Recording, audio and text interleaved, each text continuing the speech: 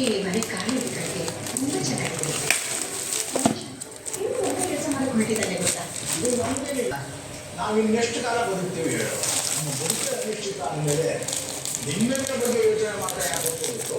ನಮಗೆ ಈ ಕ್ಷಣ ಈ ಗಳಿಗೆ ಮುಖ್ಯ. ಹೌದಾ?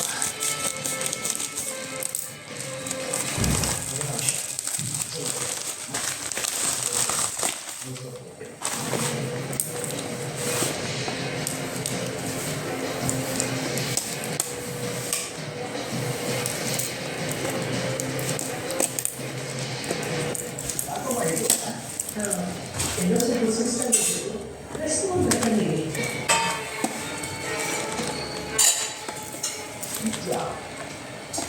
ಈ ಮ್ಯಾರೇಜ್ ಸರ್ಟಿಫಿಕೇಟ್ ಮಾಡೋದಕ್ಕೆ ಇಷ್ಟ ಇಲ್ವಾ ಹೇಗೆ? ಅಂಕಲ್, ಅದು ನಾವು ಯಾಕೋ ಹಾಕಬೇಕು.